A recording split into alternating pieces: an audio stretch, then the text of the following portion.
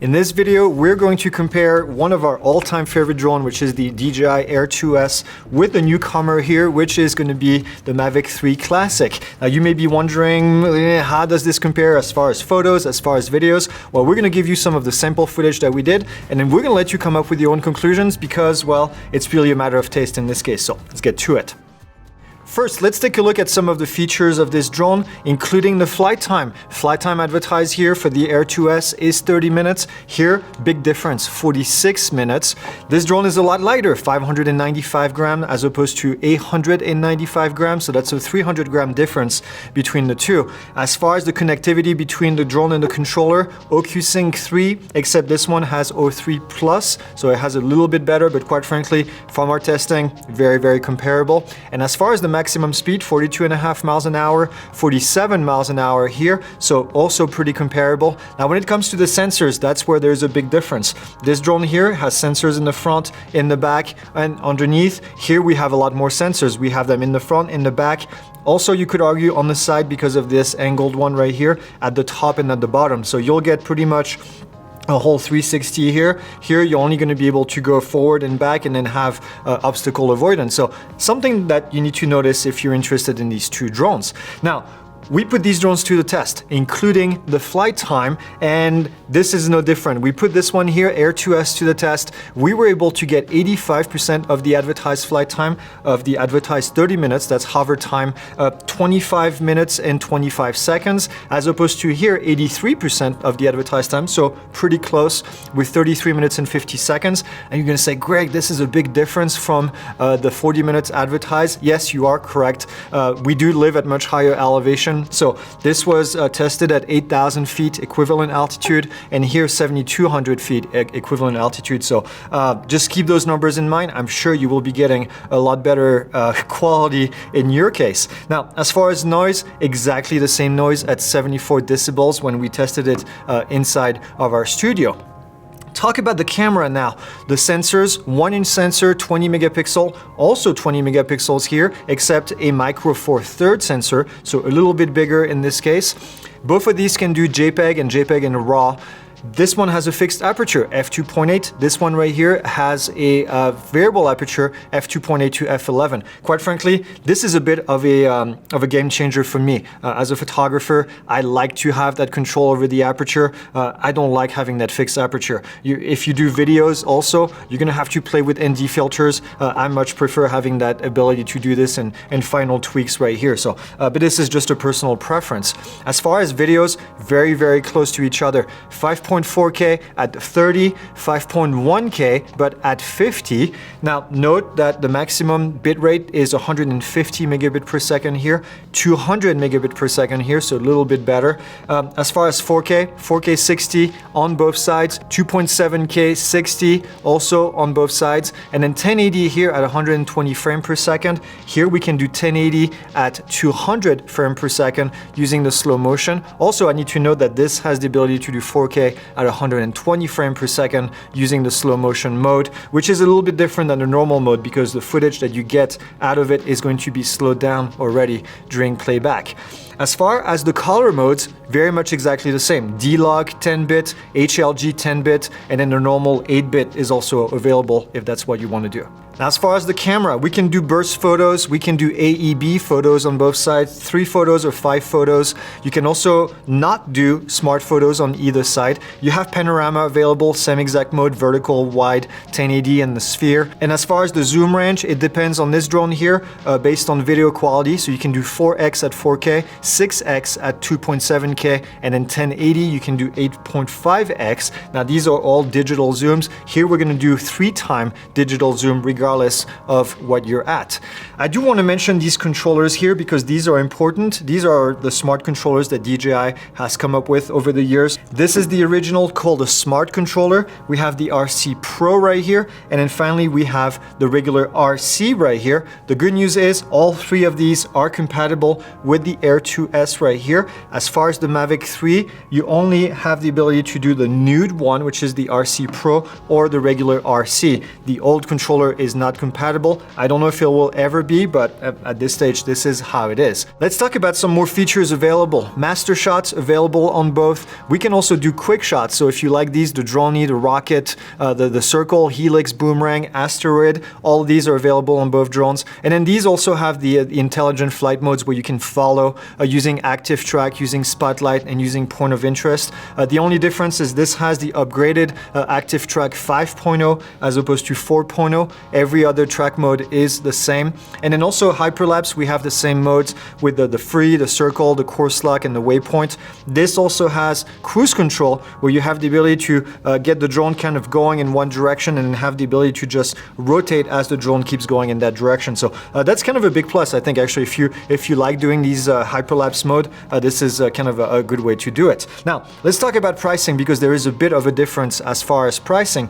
This drone here, you can buy with the traditional controller for just under $1,000, $999. This drone right here is going to be a bit more expensive. With the RC N1, which is the traditional controller, it's going to be $600 more, so $1,599 right here. And then you can buy the drone only if you already have a controller for $1,469, and then you can buy this with the RC controller, which is a bit upgraded, for $1,749. So again, quite a bit of difference between the two. Obviously, they're kind of in a different category, but really, are they? Because we're going to see some of the footage and you might actually be surprised. Now you can get Fly More packages with this. The Fly More package is pretty cheap here at $300 as opposed to $650 on this one. I'll let you look at the Fly More packages because they're all a bit confusing. You can add the smart controller if you want to. Here you can add this big controller as well. There's a lot of options as far as pricing. Now let's talk about the important part, because you're going to be using this drone to do what? Well, to take pictures, hopefully. And so let's talk about a picture comparison here. And what we did is, because this drone is stuck at f2.8, then we took pictures with this at f2.8 as well, and we show you the results. And we show you the results here at a slightly higher ISO. So this is ISO 1600, which is, I think, right at the edge of usable for both drones. But you can start to see a little bit of noise appearing in the picture, and I'm going to let you decide which one you think is better in this case. But you can see two sides of our chart. We have this beautiful chart that we printed and that we used to do comparison. Now obviously this looks a little bit pixelated because it's a big zoom onto this chart. It's a torture test that we put the drones through, because we want to make sure that you understand all the details that you have or that you don't have when you take these pictures. So here I'm going to let you decide which one you think is better for you for what you want to do at comparable settings. Here's another comparison here at ISO 800. You have the Air 2S on the top and you have the Mavic 3 Classic at the bottom. Again, remember, these are pretty zoomed in inside of our chart. These are a lot of details. I love this section of the chart here. Definitely a torture test with those bars on the right side. These are supposed to be tiny little bars that are spaced out evenly, and you can see the result here. Neither of these drones does really well, I have to say. The top of those bars where they're very, very tiny, spaced out, I think the Air 2S does a little bit better, but it's still not perfect. As a matter of fact, I think the Mini 3 Pro from DJI is the only drone that performed well on this part of the chart. We've tested a lot of different drones and none of them have the ability to get that amount of detail. So it's kind of cool to see how much torture we can put these through. The Mavic 3 did not really do all that well. You can see the chromatic aberration here. You have a blue line and kind of a purple line, and then on the left side, you can see the detail on the pixel perfect area here. You can see that it's a lot more blurry actually with the Mavic 3 Classic, even at ISO 100 and f2.8. Now, I do need to mention this lens at f2.8 is not sharp, and that's by design. That's usually how these lenses are. If you bump that up to f5.6, for example, or f6, then you'll be getting a much better quality. But we wanted to compare apples to apple. This is f2.8, this is f2.8, and we'll give you that data. Then this part of the chart, I love looking at the grass that's up there because you can always see details. There's dark and there's bright, and we always see the grain popping up. Now this is at ISO 3200, so pretty high up there. You can see also on the sandpaper, you can see the difference between the two. And then even in the white, you can see a bit of a difference between the two. We'll put links in the description so you can see basically the full image without being compressed by YouTube. This section, the CMY section, also is great here. You can really see the different colors at ISO 1600. Again, we're pushing on the ISO just so you can see the difference in quality in lower light.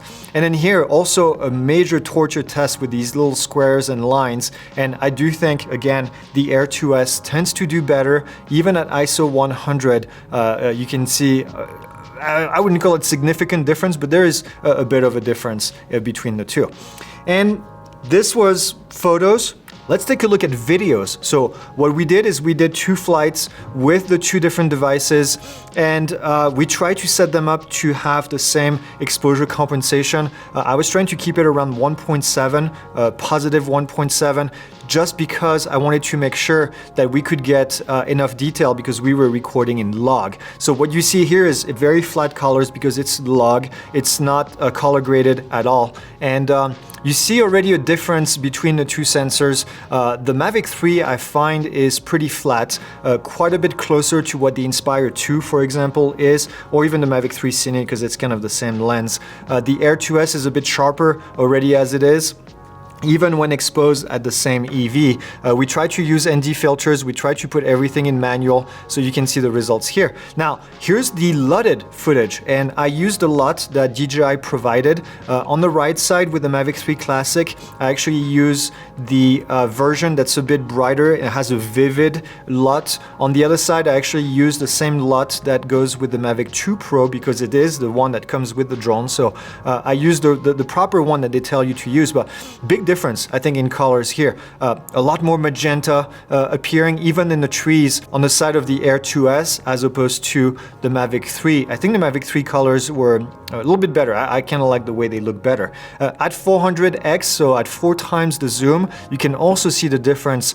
I think the Mavic 3 Classic is a bit sharper, maintains the details a lot better when you're fully zoomed in. Now, again, how often are you going to be zoomed in at 400x? Probably not very often, but it's good to see that detail up close so you can really see how much of that contrast and that color you maintain when you start to zoom in. Now remember, both of these are 20 megapixels, recorded at 4K, recorded at 30. We try to keep all the settings as close as we can. So that's all I have. Let us know what you think in the comments, and we'll see you for the next video.